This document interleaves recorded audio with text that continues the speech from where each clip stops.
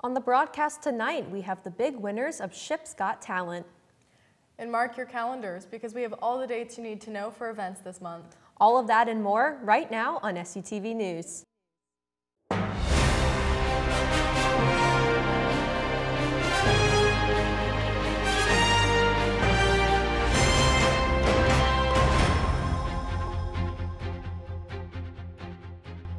Thanks for joining us on SUTV News. I'm Bailey Casada. And I'm Haley Galaskas. APB and the Page Center have revealed their event schedule for the month of March. Starting with the Page Center, they have plenty of events lined up in honor of Women's History Month. Kicking things off when students return, the Page Center will be holding a Women's History Month celebration on March 15th in the Cub MPR. Other events include Luna Fest on the 20th and 21st, as well as closing out the March month with the Trans Week of Visibility. Moving on to APB, they will be holding a March Madness party for students on Thursday, March 16th, and after the overwhelming success of their bus trip to New York City, students will have a chance to travel to Washington, D.C. for the Cherry Blossom Fest. If you have any questions, information can be found on the Page Center and APB's respective Instagrams.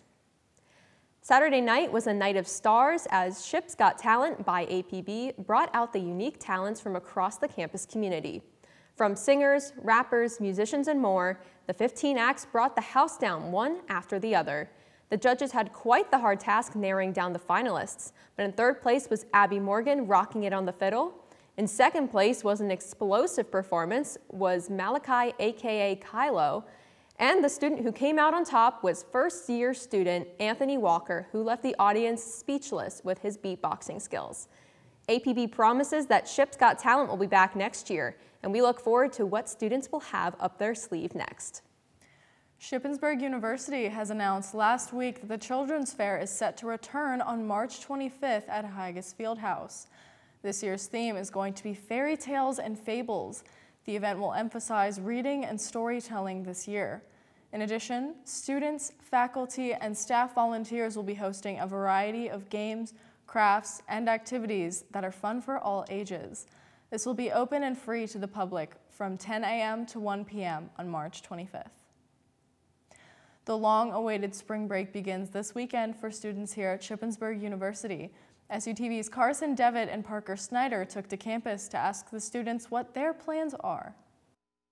Hello everyone, my name is Kyle Johnson. I will be traveling and I'll be editing some videos over spring break.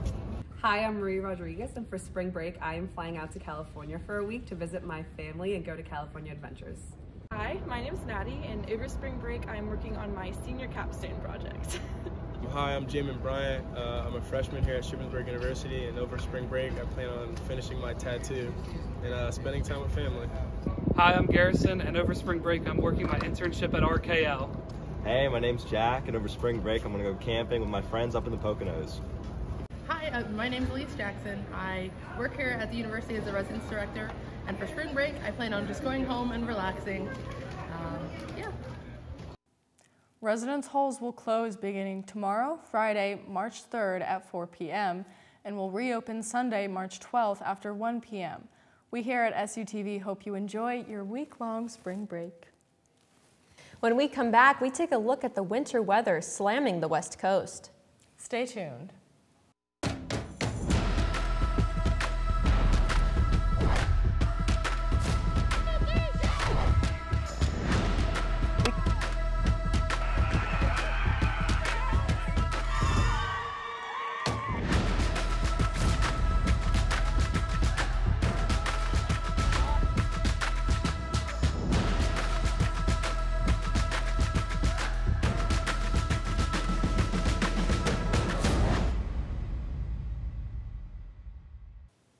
While the defense has rested, the prosecution still has a long way to go in the trial of Alex Murdaugh. SUTV's Adam Beam has a recap of the key moments so far in the investigation. The trial of former attorney Alex Murdaugh has entered its 6th week, and with it, shocking details have been revealed as the defense teams rest with several alternative theories now on the table. Murdaugh pleaded not guilty as he stands trial for the double murder of his wife Maggie and youngest son Paul. The two were found dead on the night of June 7, 2021, though Mr. Murdaugh was only charged with their murders in July of 2022. In opening statements, the prosecution revealed cell phone records and footage filmed by Paul Murdaugh mere minutes before his death, evidence that the team said would be crucial to proving Murdaugh's guilt, while Murdaugh and the defense claimed that he was nowhere near the scene of the crime till after the murders. Is this the only firearm with you? This is the only one, or is there any more in the truck? I believe that's it. You think that's the only one? In body cam footage, Murdaugh is found with a shotgun to which he told the officer he had armed himself with after discovering the bodies. In a panic, he quickly explains that the murders are connected to a 2019 incident involving Paul, where 19-year-old Mallory Beach was killed when a boat crashed near Archer's Creek. Paul was awaiting trial at the time of his death. Another theory suggested by the defense was that there were two shooters that night, given the trajectory and the type of ammunition used in the act. To me, there's structurally difficult for the same shooter to have two long arms and no practical reason for that to happen. Add that to what I believe happened to the shooter who fired first with the shotgun, and I think it tips in favor of the probability of two shooters. Murdaugh and the defense were dealt a heavy blow when the court ruled to allow Murdaugh's financial crimes to be used as evidence in the trial. He is now facing 100 charges as well for stealing $8.5 million from clients dating as far back as 2011. The most dramatic day of the trial so far came when Murdaugh himself took the stand to testify in a 2-day testimony. He admitted that he had lied in his alibi as well as confessing to his many financial crimes, but continued to plead that he had nothing to do with the death of his wife and son. No, I think that's correct. All right, and you would you agree with me, though, that that figure in 2019 was generally higher than any other year that you've been stealing since 2011? In any year, sure, I'd agree with that. When you're doing the things wrong that I was doing, you have all kind of ways of justifying it. I'm sorry to Mags and Pawpaw. I would never intentionally do anything to hurt either one of them. As mentioned at the top, the defense rested its case on Monday, and closing arguments will conclude Wednesday night. The rest will be up to the jurors. For SUTV News, I'm Adam Beam.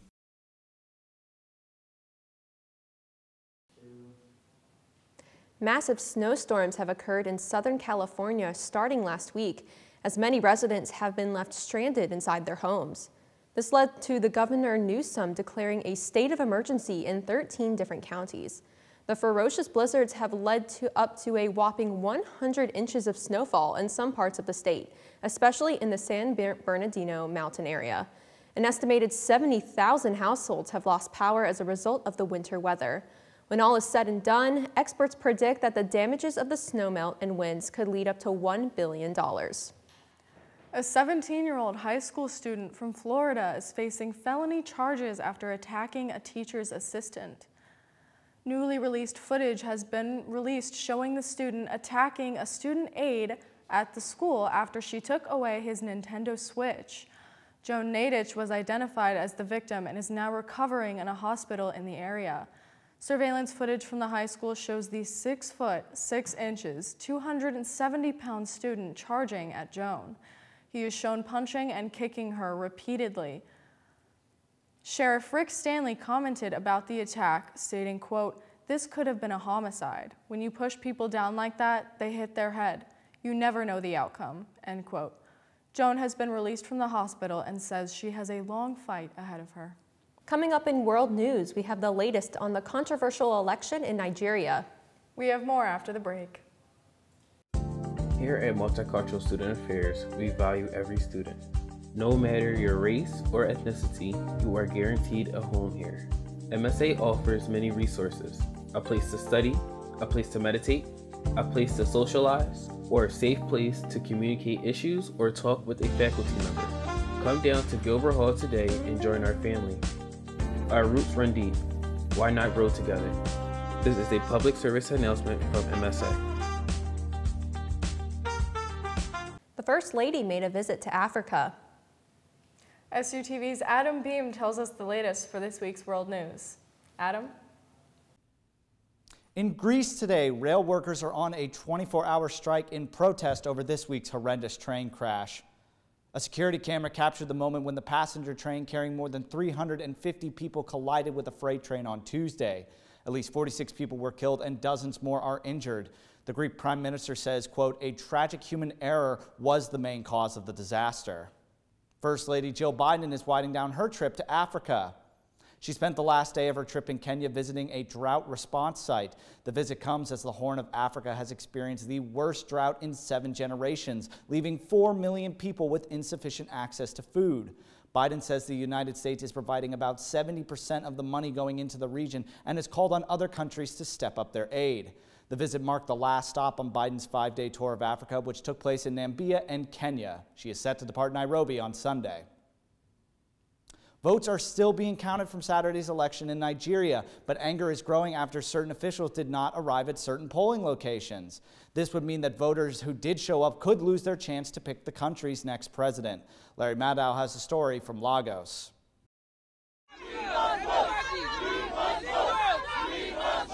Fighting for the right to vote in what could be Nigeria's tightest presidential election ever. People getting pretty agitated here. It's day 2 since the election. They should have voted, but they didn't get to vote.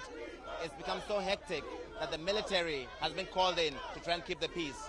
The Nigerian army rolled into a neighborhood in Lagos where voters at 2 polling units spent all of election day waiting to cast their ballots, but poll officials did not show up. They returned the next day and waited several more hours, growing impatient as the chance to vote slowly slipped away. Nothing works in this country. Nothing works in this country. There is no security. There is no good hospitals. There's neither good roads. Nothing works. The educational system is in shambles. And for once, youth are coming out to vote. And we are being disenfranchised in broad daylight. It is heartbreaking. Abigail Samuel's pain, shared by other young people who registered to vote in record numbers in this election, hoping to reboot a deeply dysfunctional Nigeria. I must fight for my daughter, praise. I must fight for her. She must have a better life. She must go to better school. I'm tired. I'm tired. We are tired. Me, I'm tired. I'm tired of seeing this crap. Officials of the Independent National Electoral Commission say they're already tallying the results of the area without the missing polling units. You know we use Constitution. Anywhere there is violence, there's no way to vote again. But CNN saw no signs of violence at the polling units where election workers did not show up as people cast ballots just steps away. So there will be no other election in these places where the election didn't take place? There's no other election again. There's no other election. The election we want to do is what we've done. The disenfranchised voters see this as an attempt to deny their preferred candidates crucial votes by the establishment. In an election without an incumbent president or a former military leader running, it was seen as a fresh start for Nigeria. We are suffering in this country. We are suffering. It's very bad. I don't even call them leaders. I call them rulers. Musician Banky W stood on the main opposition PDP's ticket in the Lagos area with the affected voters. They understand that their votes are their voices and they want their voices to be heard. So when it starts to seem like there's allegedly some sort of intentional suppression of that voice, people get frustrated, people get agitated. Nigeria's agitated youth could be a powder keg at risk of exploding if enough of them feel that their voices were not heard in the most significant election of their lifetime. What did voting mean to you? It's my choice and I did my best. That's what it means to me. Alex Murdaugh, CNN, Lagos. That's it for this week's World News. I'm Adam Beam. Now let's send it back over to Haley and Bailey at the desk. When we come back in entertainment, we have some of the biggest releases hitting theaters this March. We have more after the break. Are you having a hard time focusing on your work? Why not check out the Ezra Lehman Memorial Library? The library has many resources like the IT desk on the main floor. For computer assistants, see the experts. Need to print in black and white or color? Don't worry, the library offers both options on different floors. You can use the bottom floor for group work and the top floor for when you need silence. Don't forget to stop by Starbucks. Check out library.ship.edu for more information. This is a public service announcement from SUTV. Spring break, I'm excited. How about you? I know, I'm so excited too. I know, especially after midterms, a lot of students are just ready for a nice week-long break. So hopefully the weather is just as nice as students' breaks are going to be. Let's send it over to Allison Ritchie with this week's weather. Good evening, Shippensburg. Let's look at this week's weather forecast. Today was pretty cloudy with a high of 61. We'll see a low of 33 at night. Friday, there's a 90% chance of rain with a high of 41 and a low of 39, with rain staying steady throughout the evening and night. Over the weekend, Saturday is overcast and windy with a high of 46 and a low of 33 in the night.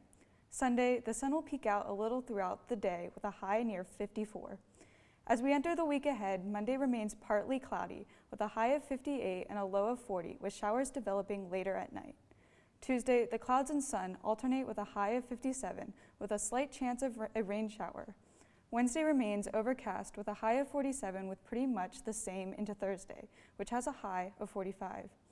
Friday has a cloudy high of 47 with snow flurries potentially developing at night with a low of 32. With that, I hope everyone has a great spring break, and I'm Allison Ritchie.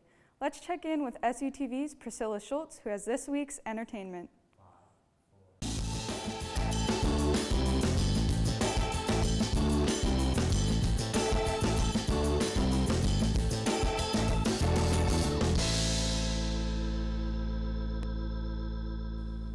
While Ant-Man topped the box office again this past weekend, a new horror icon gave the MCU a run for their money. SUTV's Adam Beam is here with his review of Cocaine Bear. Adam?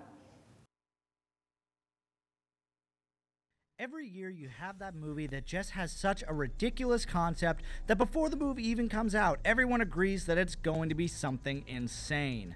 Sharknado, a Grinch horror movie, a Winnie the Pooh horror movie. Going viral is clearly the way to go. Now we have a new meme-worthy concept, but this time it has the budget and the stars to back it up. No, don't eat that, don't eat that. Let's see what kind of effect that has on us. Look, don't let this statement change your feelings towards me as a critic, but Cocaine Bear is 5 stars out of 5. Now, look, I know, a lot of people going off the title and concept will judge this movie, and I'm not out here saying that this film is high art, but Cocaine Bear is just pure, non-stop fun from beginning to end. You're safe. Bears can't climb trees. Of course I can! I really want to applaud Elizabeth Banks and the cast here. It could have been very easy for this movie to be too in on the joke, constantly winking to the camera, but the movie makes the smart decision to have the characters stay grounded in their current situation. The movie is funny, but it has the stakes and understands that having the characters be scared by the threat of the movie makes the scares much better, as well as the comedy. Cocaine Bear is a horror comedy after all, and the movie strikes a really strong balance of both. I found myself cackling in the theater at points from the over-the-top gore and kills, but also found myself in fear of who would make it out alive. Again, the bear did cocaine. A bear did cocaine. Again, going into Cocaine Bear with the mindset of having some dumb fun at the movies is the best way to do it. It surprised me just how solid it was, and so far, it's my favorite film of the year. Yes, I am serious. For SUTV Entertainment, I'm Adam Beam. Get higher, baby, and don't ever come down. Come on. Come on. We have such good luck in nature. Hollywood has a quintet of action-packed movies heading to theaters in March. Michael B. Jordan steps back in the ring and behind the camera to star in and direct Creed 3. The bell rings March 3rd. Adam Driver crash lands on an unfamiliar world populated by prehistoric creatures in 65. The fight to survive begins March 10th.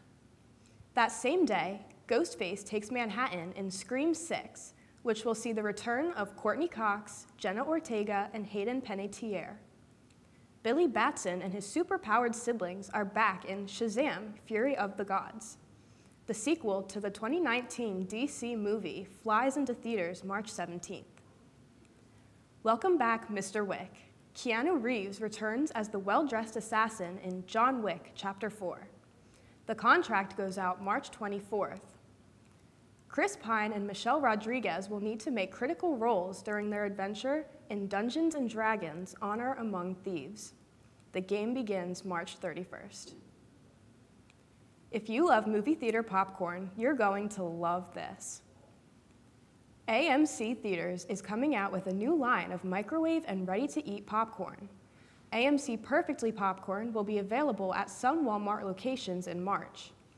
In April, it will be on the shelves of more than 2,600 Walmart locations and on Walmart.com. A 6-count package of the microwave varieties is expected to sell for about $5. Ready-to-eat popcorn is expected to retail for $4 or 4 to 5 ounce bags. While not on the big screen, March also brings about the 3rd season of The Mandalorian. Set after the events of the Book of Boba Fett, Season 3 sees Mando and Grogu together again, as this time they will be joined by a plethora of new Mandalorians. The show will also see our lead fight to lead the planet of Mandalore with the powerful Darksaber. Season 3 will most likely feature an appearance from Osaka Tano, who is played by Rosario Dawson, who will be getting her own spin-off series later this year. Series creator Jon Favreau confirmed that Season 4 has already been written and the series will, quote, go on as long as it needs to, end quote. New episodes of The Mandalorian will be streaming every Wednesday beginning at 3 a.m. Eastern Standard Time. That's it for this week's entertainment. I'm Priscilla Schultz, and now back to Haley and Bailey at the desk. When we come back in sports, the men's and women's basketball teams head to the PSAC quarterfinals. And a recap of the indoor track and field's performance at the NCAA qualifier meet. Are you failing a class or don't know what you're doing? You're in luck. Shippensburg Primary Academic Resource Center is free to all SHIP students.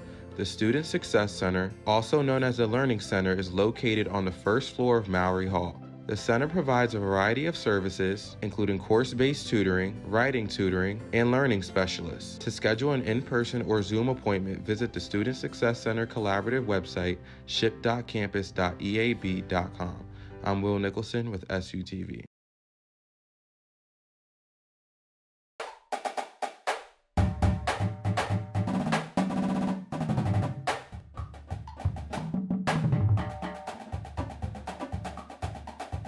Just last night, the biggest games of the year so far for both the men and women basketball teams as their playoff runs officially begin. We will start with the women, a duel with the Kutztown Golden Bears in the quarterfinals. The Raiders had a lot to play for, as last time the Bears embarrassed the Raiders with a 27-point win. This time around, though, for SHIP, this game is truly a team effort. Seniors Ariel Jones and Abby Miller paced the way for the Raiders in scoring as Miller dropped a career-high 20 points. Shippensburg would hold that lead and never look back, as they kept a comfortable double-digit lead in 2nd, 3rd, and 4th quarters. In Game 2 of the doubleheader, the men battled it out against Lockhaven, their playoff matchup. With the trip to the semifinals on the line, the Raiders put up an incredible performance, defeating Lockhaven 75-54. The PSAC network was able to catch up with Coach Fight, senior forward Luke Nedrow, to talk about the big win. I loved our energy in the first half. We played really hard. We really controlled a lot of aspects of the game, but the guys, just how hard we cut, how hard we defended. We were on top of the different things we talked about defensively, and it was just a really good half of basketball. It's tricky because you get a lead and you get on the back end of that press and you're not really sure, do we attack, do we want to run clock? You get in two minds there from like the 8-minute mark, and so we did a decent job. We got sloppy, we got a little lazy there for a few possessions, but all in all, it was a good night, and we did what we had to do. Sir, yes, sir. One more. We're just playing to get one more every time we come out here, because we know what's at stake, and we're just trying to play together and just win one at a time. I'm not thinking about revenge, but we know what they're doing on defense, what they're doing on offense, and we'll have a great game plan to go against it, and be a great game here on Saturday. So keep it. Shippensburg University's Drew Daly, Leah Graybill, and Sarah McKean have been selected to compete in the 2023 NCAA Division II Indoor Track Field Championships. Daly will be making his NCAA Indoor Championship debut. Daly broke the all-time PSAC record in the 800 meters with a time of 1 minute and 49 seconds at Boston's Valentine Invitational. On Sunday, he won the PSAC championship, the 800 meters, time of 1 minute 52. He is the number 9 seed. Graybill will compete in the 200-meter dash at the NCAA Indoor Championships for the second consecutive season. Last season, Graybill placed 16th in the 200-meter dash prelims. She's now the number 5 seed. McKean will be making her NCAA Indoor Championships debut in the long jump. She's fresh off a personal best mark of 19 feet, 7.5 inches last Saturday that won her the 2023 PSAC championship. It has positioned her as a number 13 seed. The championships will be held on March 10th and the 11th at the Virginia Beach Sports Center. The Shippensburg University lacrosse team opened its season Wednesday with a hard-fought loss to number 15 Seton Hill. SU maintained a 5-4 lead at the half, but Seton Hill outscored the Raiders 6-0 in the third quarter to swing the momentum. Ali Pioli and Hannah Seifried led the Raiders with 2 goals each, with additional assists from Sarah Vosberg. The Raiders will return this Saturday at noon, take on Frostburg State. That's it for this week's sports. I'm Alexander Haig. Now back to Haley and Bailey at the desk. When we come back, we have an interview with a SHIP alum who made history this week. Stay tuned. If you're looking for a way to get involved and inform the community, student media is the place to be. With SHIP's award-winning newspaper, The Slate, Emmy-winning television station SUTV, campus radio station 88.7 WSYC, and Public Relations Society PRSSA, no matter what you're interested in, student media has something for you. Visit the second floor of the Cub or Roland Hall for more information. This is a public service message from SUTV. Shippensburg graduate Neely Gracie became one of the only 3 women to win the Disney Princess Half Marathon. SUTV's Adam Beam got to chat with her. She's a SHIP alumni, a mother, an athlete, and now a history maker. I have the privilege to be chatting with Neely Gracie, who is now the 3rd woman in history to win the Disney Princess Half Marathon and the Disney 10K. Neely, thank you so much for joining us here. Tell us, what was your time at SHIP like? You know, how did it prepare you? How did it prepare you for such a seasoned career? So I first started running in 8th grade. So I've been doing this for 19 years. I'm 32 now. And I guess originally I started because I set some personal goals for myself. And then I kind of caught the running bug. And from that point on, just wanted to continue to see what was possible and what I was capable of doing. And so that kind of led to a very successful high school career. And during those years, I really found myself as a runner. I met my now husband, and we were on the team together, and he was a big supporter. My experience at Shippensburg was really good, and I set it up that way because I knew I was very familiar. It was my hometown. My dad was the coach. And so I was just really familiar with, everything with the team, with my dad's philosophies, because he had coached me all through high school. And so I knew that that would give me the best shot at continuing on and having a long career. And so far that's been true. What was the mindset going into something like this? You know, especially after you ran a 10K the day before, I feel like it might have been a little intimidating. Well, I wanted to make sure that I was able to recover in between the races. So the races started at 5 a.m. So I had to be up at 2 a.m. for each of them, which was kind of crazy. So that was the earliest I've ever had to wake up for a race before. So I think the biggest thing was I took the first 5K of the half marathon very conservatively, recognizing that my legs were a little bit fatigued from the day before. And so making sure that I didn't rush into it or push too hard too soon was really important. Any big plans moving forward from here? So back in December, I qualified for the Olympic trials. So those are actually held in Orlando next February. So I'll be back in Orlando for that race. But in the meantime, I'm going to focus more on like 10Ks and half marathons this spring.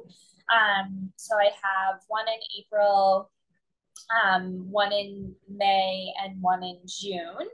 And then the end of June, I'm actually planning to chase down the stroller mile world record. So that's kind of my spring plans. And then from there, I'll prep for the Olympic trials in Orlando in February. All right, Neely, one more question here for you. What's your favorite Disney movie? So my favorite film is Beauty and the Beast. That was always my favorite growing up. I think Belle is a very strong character. I really always admired how brave she was, and she had a really kind heart. So she was one of my favorites, and the princess weekend, each race was a different princess. And the 10K was Belle. So I dressed up as Belle, and I wore a yellow tutu and like yellow and red ribbon in my hair. And so that was my first race ever in a tutu. And it won't be my last. It was a lot of fun. Well, thank you so much for joining me. And if you want to keep up with Neely's journey, you can find her at Neely S. Gracie on Instagram. Now, let's send it back over to Haley and Bailey at the desk to close us out. That's it for SUTV News. I'm Bailey Casada. And I'm Haley Galaskis. Don't forget to follow us on Facebook, Twitter, and Instagram at SUTV News, and check out our website, sutvnews.org. Have a great spring break.